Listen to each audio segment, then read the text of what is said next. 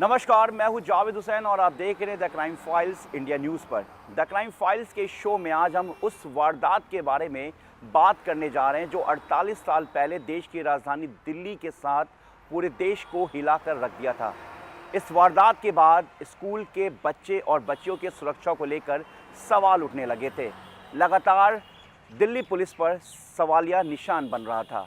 ये वो कांड था जो 48 साल पहले देश की राजधानी दिल्ली में घटी थी।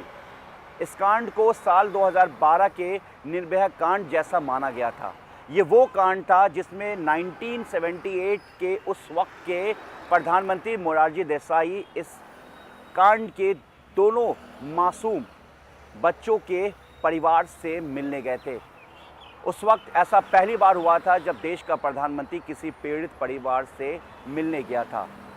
हम बात कर रहे हैं 48 साल पहले हुए उस आपराधिक कांड को जिसे रंगा और बिल्ला नाम के दो कुख्यात बदमाशों ने अंजाम दिया था।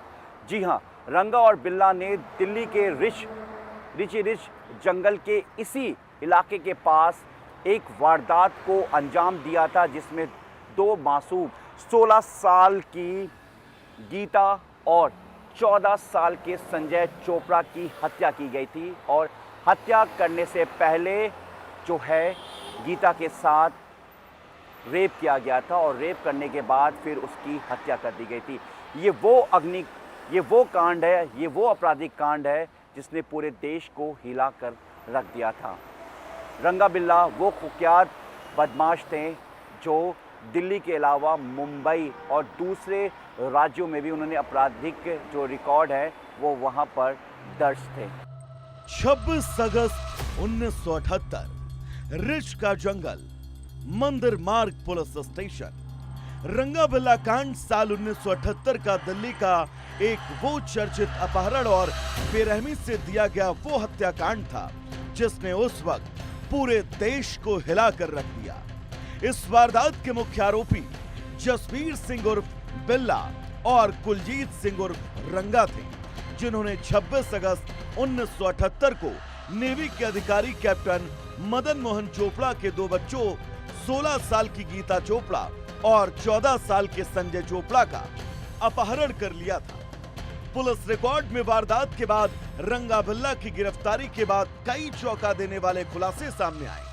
दोनों खूंखार अपराधी कुलजीत सिंह उर्फ रंगा और जसवीर सिंह उर्फ बिल्ला 1970 के दशक के आखिर तक ये दोनों कुख्यात भारतीय अपराधी थे।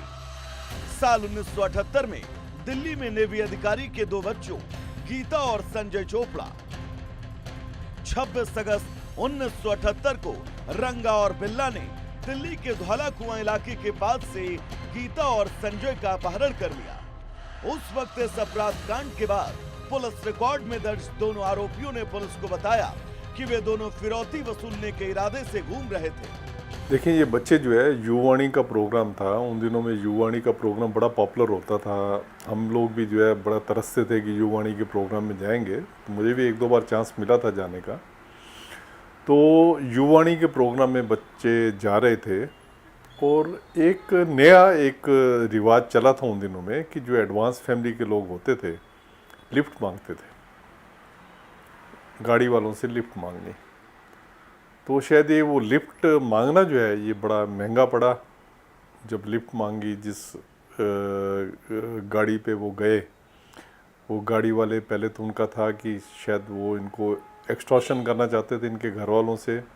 फिर जब उनको पता लगा कि ये आर्मी के बैकग्राउंड के लोग हैं ये, तो फिर उन्होंने इसका जो है अपना विचार छोड़ के, तो इनकी गलत नीयत जो है वहाँ हो गई और गलत नीति में उन्होंने जो है इनका मर्डर किया दोनों ने। इनका क्या था कि जहाँ तक ये रंगा जो है कहानी हमें बताता था जेल में, उनका ये एक्सटॉर्शन का ही इरादा था इनसे कि इनकी फैमिली से जब इनको लगा कि एक्सटॉर्शन वगैरह में ये कामयाब नहीं होंगे, तो इन्होंने कहा कि जैसे जब ये गाड़ी लेके जा रहे थे तब भी इनके आपस में जो है मार पिटाई तो हो रही थी, उसमें गाड़ी के बीच में मार पिटाई हो रही थी। ये प्रत्यक्षदर्शियों ने कई ने बताया भी है और पुलिस को पीसीआर को भी फ़ोन किया था, पर वो जुरिस्डिक्शनल उसमें कन्फ्यूज़न में जो है, अगर वो एफआईआर दर्ज होगी होती जब जिसने देखा था कि आपस में इनकी मार पिटाई हो रही है, अगर तब हो गई होती और कार का अगर वो पुलिस ने प्रॉपर वे में जो है उसका पीछा किया होता तो शायद ये दुर्घटना ना हो पाती। तो उस जब लड़ाई झगड़ा काफ़ी हो गया तो इन्होंने सोचा कि इनको जो है एक सबक सिखाते हैं।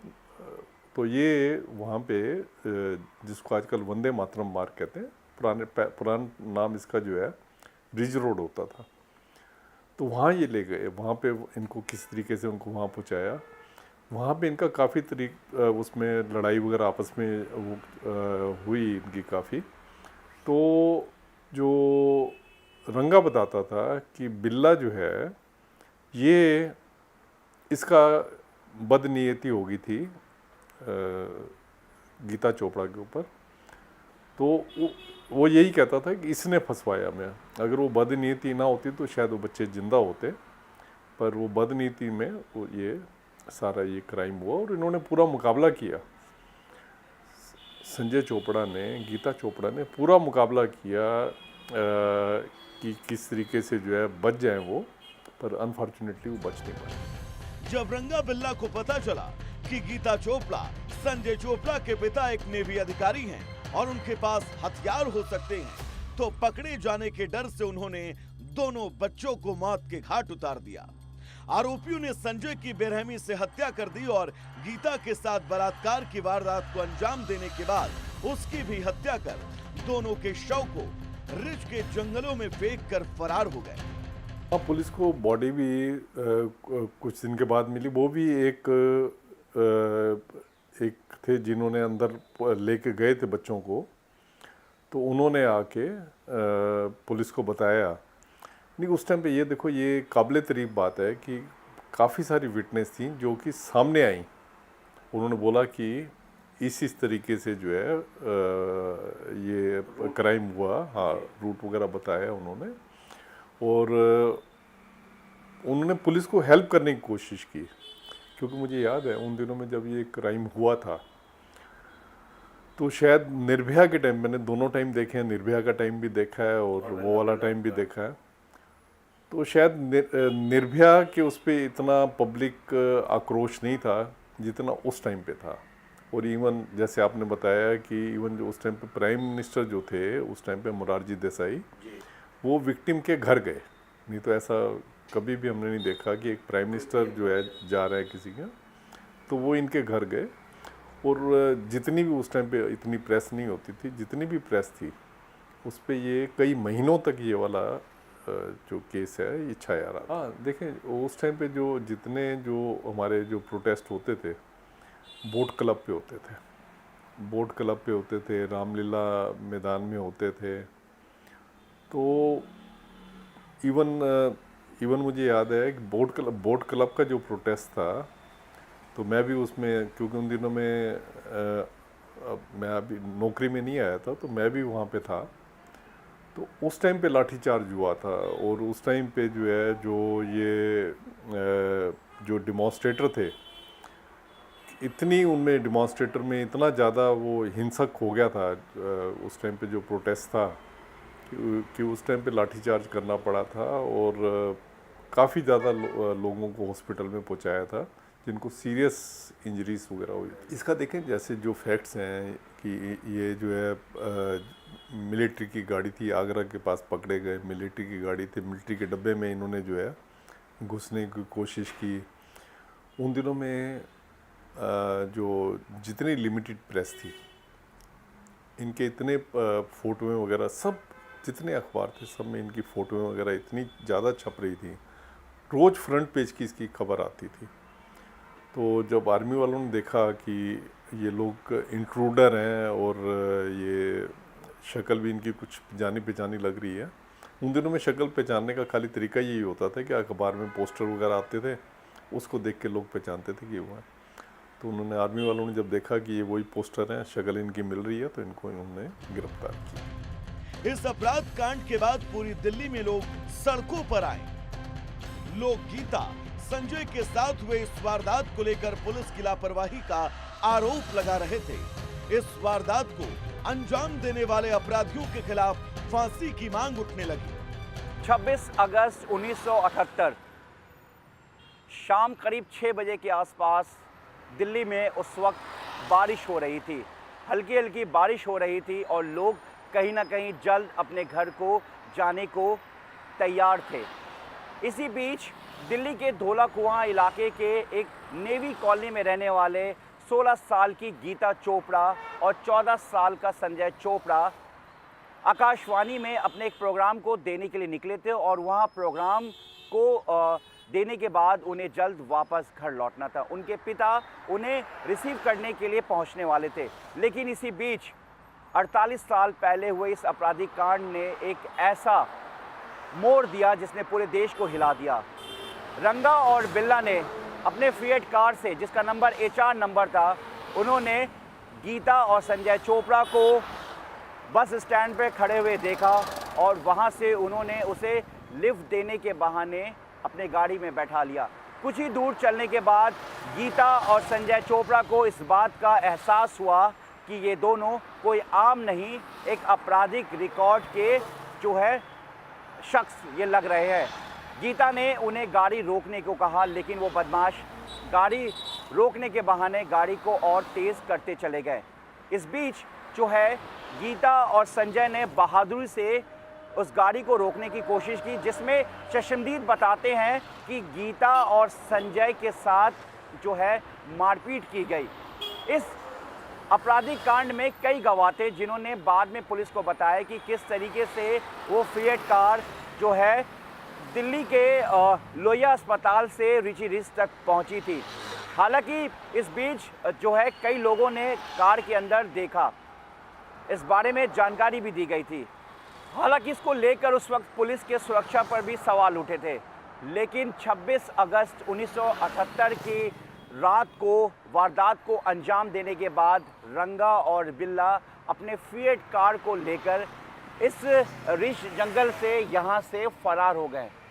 पुलिस को एक लंबी मशक्क़त करनी पड़ी, कई मुखबिरों का सहारा लेना पड़ा। उसके बाद जाकर रिच के इस जंगल में संजय और गीता की दिल्ली पुलिस को बॉडी मिलती है और उसके बाद मामला दर्ज किया जाता है। ये वारदात की खबर मिलने के बाद संजय और गीता का परिवार पूरी तरीके से टूट जाता है। वो बस दिल्ली पुलिस से इंसाफ के साथ साथ वो दो जो आरोपी थे उस वक्त जिनकी पहचान नहीं हो पाई थी, उनकी पहचान और उनको पकड़ने की लगातार मिन्नतें कर रहे थे। दिल्ली पुलिस के साथ साथ इस वारदात के बाद दिल्ली से सटे उत्तर प्रदेश, हरियाणा की पुलिस एक्टिव हो गई थी। वो इन दो अनजान आरोपी को पकड़ना चाहते थे, लेकिन आखिरकार दिल्ली पुलिस को एक लीड मिली। उसके बाद रंगा और बिल्ला जो है वो पकड़े गए। इस वारदात ने जहां एक तरफ पूरी दिल्ली को हिलाकर रख दिया था, तो वहीं दूसरी तरफ जिस तरीके से संजय और गीता ने बहादुरी के साथ आखिरी दम तक रंगा और बिल्ला को मुंहतोड़ जवाब देते रह गए, ये कहीं ना कहीं एक बहादुरी का परिचय है। लेकिन सबसे दर्दनाक बात यह है कि एक होनहार संजय और गीता इस वारदात के बाद अब इस दुनिया में नहीं है। इस वारदात को लेकर सुनील गुप्ता ने बताया कि हमने रंगा बिल्ला केस भी देखा और निर्भया केस को भी बेहद करीब से देखा, लेकिन हम लोगों की पीढ़ी में उस वक्त रंगा बिल्ला केस एक बड़ा अपराध था। साल 2012 में हुआ निर्भया कांड भी एक बड़ा अपराध कांड था, लेकिन 1978 में हुए रंगा बिल्ला कांड ने सबको हिलाकर रख दिया। जब फांसी इनको लगी थी तो उस टाइम पे AB शुक्ला थे, मुझे याद है, सुपरिटेंडेंट जेल थे। एक मैजिस्ट्रेट आए थे तो उन्होंने अपना वो इनसे पूछा था कि कोई प्रॉपर्टी वगैरह है, जिसको आखिरी इच्छा कहते हैं, कोई प्रॉपर्टी वगैरह। वसीयत के तौर पे सर। हाँ, वसीयत के तौर पे वसीयत को रिकॉर्ड करते हैं। कई लोग कहते हैं ना आखिरी इच्छा पूछते हैं, आखिरी इच्छा वगैरह ऐसी कोई नहीं होती। तो जल्लाद भी जो है कालू और फकीरा थे। कालू जो है मेरठ जेल से आया था और फकीरा जो है ये फरीदकोट जेल पंजाब से आया था। तो इन दोनों ने जैसे ही सुप्रिटेंडेंट साहब ने जो है एक रुमाल का इशारा किया कि इन्होंने वैसे ही लीवर जो है उसका खींच दिया, जो फांसी का तख्ता होता है वो नीचे गिरा, तो एकदम बॉडी जो है हैंग हो जाती है, उसमें वेल में चली जाती हैं। तो हमारा कानून ये कहता है कि 2 घंटे के बाद जो है वो डॉक्टर जो है डिक्लेयर करेगा डेड। जनरली 2 घंटे में डेथ हो जाती है। तो इनके केस में जो जेल का डॉक्टर था उसने जब इनका वो किया, नब्ज़ वगैरह देखी, तो बिल्ला की नब्ज़ तो चली गई थी, तो वो मर गया था। रंगा की नब्ज़ जो अभी चल रही थी।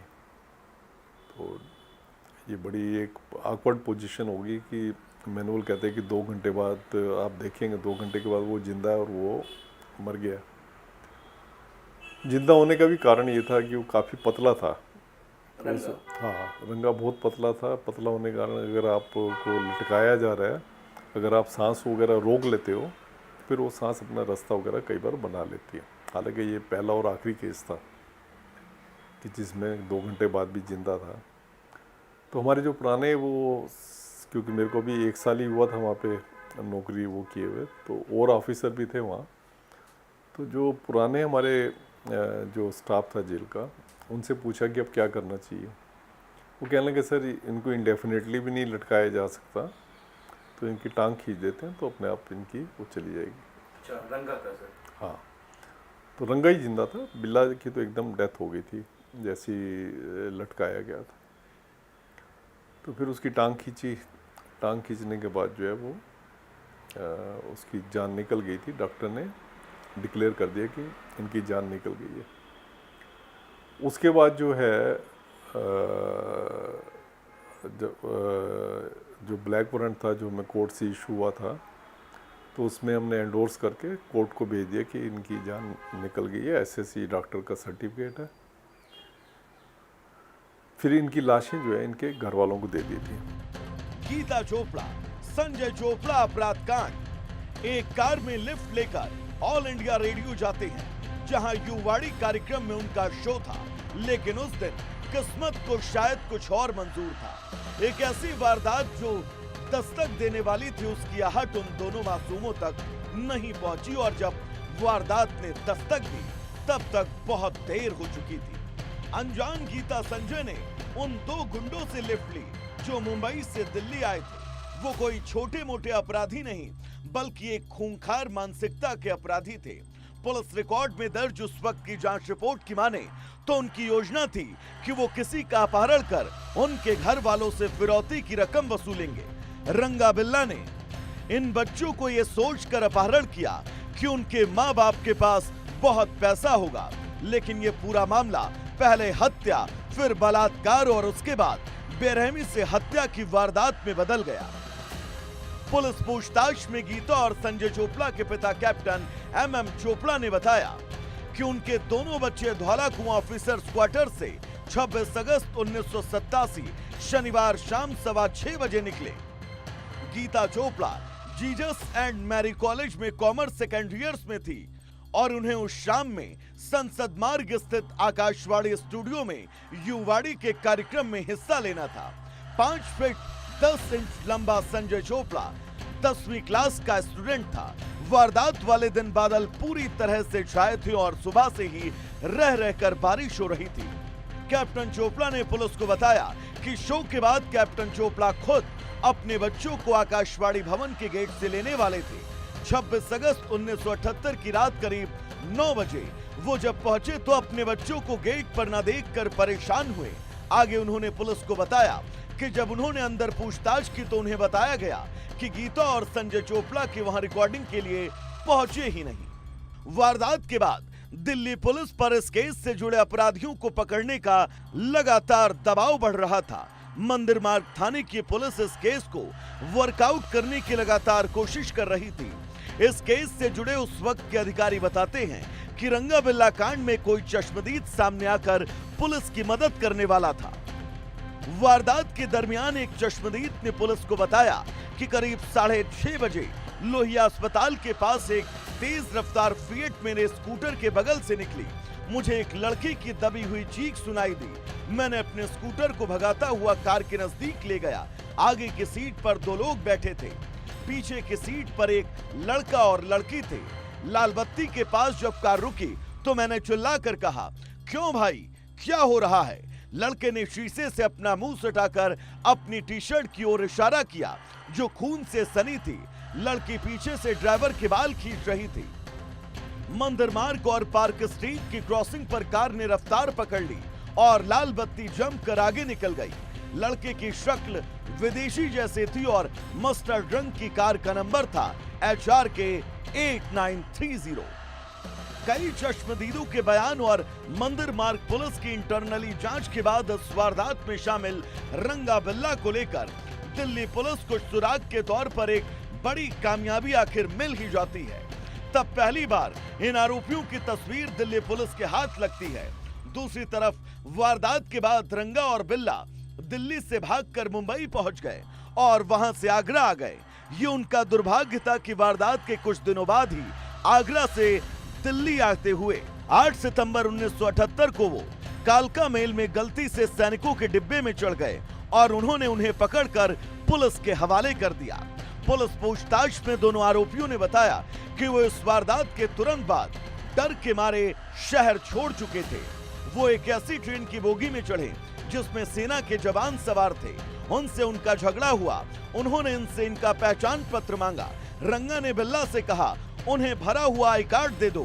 तभी सैनिकों को अंदाजा हो गया कि दाल में कुछ काला है। उन्होंने उन दोनों को पकड़ लिया और जब वो दिल्ली स्टेशन आया तो रंगा बिल्ला को सेना के जवानों ने दिल्ली पुलिस के हवाले कर दिया। पुलिस पूछताछ में पकड़े गए आरोपियों ने खुलासा किया, 26 अगस्त 1978 को दिल्ली के रिज जंगल में हुए इस वारदात को लेकर आरोपी रंगा ने अपने एक बालिया बयान में कहा था, मैं लड़की को उस तरफ ले जा रहा था जहां उसके भाई की लाश पड़ी थी। मैं उसके दाहिनी तरफ चल रहा था। बिल्ला ने मुझे इशारा किया और मैं थोड़ा आगे चलने लगा।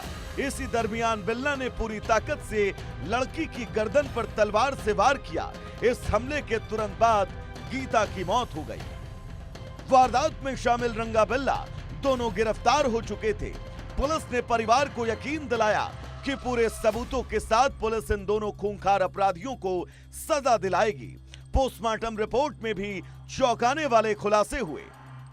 गीता चोपड़ा और संजय चोपड़ा की हत्या और रेप से जुड़ी वारदात में पोस्टमार्टम की रिपोर्ट से साफ हुआ कि गीता चोपड़ा जिसके शरीर पर जख्म थे, संजय चोपड़ा के शरीर पर कुल 11 जख्म थे। गीता की पैंट की जेब में उसका आइडेंटिटी कार्ड सही सलामत था। उसके पास से एक पर्स बरामद हुआ जिसमें बताते हैं कि 17 रुपए रखे हुए थे। साल 1978 के गीता और संजय चोपड़ा अपहरण और हत्या मामले में दोनों आरोपियों रंगा और बिल्ला ने अदालत में दिए गए अपने बयानों में गीता के साथ यौन उत्पीड़न और बलात्कार करने की बात स्वीकारी। अदालत की कार्रवाई के दौरान दोनों ने एक दूसरे पर आरोप लगाए। जांच के दौरान सबूतों और गवाहों के आधार पर दिल्ली की अदालत ने दोनों को इस जघन्य अपराध के लिए दोषी पाया और उन्हें फांसी की सजा सुनाई गई। फांसी की सजा सुनते ही रंगा रोने लगा, लेकिन बिल्ला शांत खड़ा था। दिल्ली की तारीख में 31 जनवरी 1982 को दिल्ली के दो खूंखार कुख्यात अपराधी रंगा और बिल्ला को लेकर दर्ज है। गीता चोपड़ा और संजय चोपड़ा के अपराध कांड के इन दोनों आरोपियों को दिल्ली के तिहाड़ जेल में फांसी दे दी गई। 31 जनवरी 1982 दिल्ली का तिहाड़ जेल। दोनों खूंखार हत्यारों रंगा और बिल्ला को फांसी देने की तैयारी पूरी हो चुकी थी। 31 जनवरी 1982 सुबह के 5 बजे रंगा बिल्ला को उठाया गया। दोनों को चाय का एक एक प्याला दिया गया। जेल में मैनुअल के मुताबिक उनसे आखिरी बार पूछा गया कि क्या वो मजिस्ट्रेट के सामने अपनी कोई वसीयत रिकॉर्ड कराना चाहते हैं। दोनों ने इससे इनकार किया।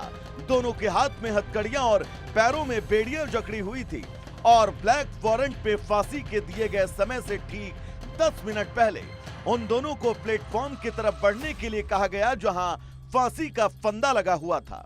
बताते हैं कि रंगा बिल्कुल घबराया था, वहीं बिल्ला बिल्कुल शांत। सुनील गुप्ता ने जेल की डायरी और उस वक्त अपनी ड्यूटी के दौरान उनके बात को द क्राइम फाइल्स शो पर बताया। साल 1982 में तिहाड़ जेल में उस वक्त तत्कालीन तैनात असिस्टेंट जेलर सुनील गुप्ता बताते हैं कि रंगा बहुत जॉली किस्म का इंसान था। उसका कद था करीब 5 फीट 10 इंच। वो हमेशा खुश रहता था। उसको इस बात की चिंता नहीं थी कि उसे फांसी होनी है। उन दिनों बॉलीवुड की एक फिल्म आई थी रंगा खुश। वो कहता था कि उसका डायलॉग उसने बोला है। दूसरी तरफ बिल्ला पेशे से एक टैक्सी ड्राइवर था। उसका कद करीब 5.5 फीट। वो हमेशा शांत रहता था और रोता रहता था कि रंगा ने उसे फंसवाया, जबकि दूसरी तरफ रंगा ये कहता था कि बिल्ला ने उसे फंसवाया। दोनों की हमेशा आपस में जेल में तकरार होती रहती थी। तय समय पर उस वक्त तिहाड़ जेल के सुपरिटेंडेंट आर्यभूषण शुक्ल ने लाल रुमाल हिलाया। कालू और फकीरा नाम के उस वक्त के 2 जल्लादों ने लीवर खींचा। 2 घंटे बाद जब डॉक्टरों ने जांच की तो बिल्ला की मौत हो चुकी थी, लेकिन रंगा की नाड़ी अभी तक चल रही थी। फांसी के वक्त मौजूद सुनील ने बताया कि ये निर्भर करता है अपराधी के वजन पर। हमें बताया गया कि चूंकि वो लंबा था और उसने फांसी के समय अपनी सांस रोक ली, इसलिए उसकी जान तुरंत नहीं निकली। तब जेल के एक स्टाफ को कुएं में उतारा गया। उसने रंगा के पैर खींचे, तब जाकर उसकी मौत हुई। बिल्ला और रंगा के रिश्तेदारों को उनके शवों को सौंप दिया गया। राष्ट्रीय बहादुरी पुरस्कार वारदात के दौरान दोनों बच्चों द्वारा दिखाई गई हिम्मत और बहादुरी को सम्मानित करने के लिए उसी साल भारत सरकार ने राष्ट्रीय बहादुरी पुरस्कार की शुरुआत की। 48 साल पहले देश की राजधानी दिल्ली में रंगा बिल्ला कांड ने पूरे देश को हिलाकर रख दिया। ये वो कांड था जिसमें उस वक्त देश के मौजूदा प्रधानमंत्री मोरारजी देसाई खुद पीड़ित परिवार से मिलने पहुंचे थे। बताते हैं कि इस अपराध कांड के बाद नई दिल्ली में प्रदर्शन के दौरान वाजपेयी को पत्थर भी लगा। देश के इतिहास में ऐसा पहली बार हुआ जब फांसी के दौरान मौत न होने की वजह से पैर खींचकर मौत दी गई।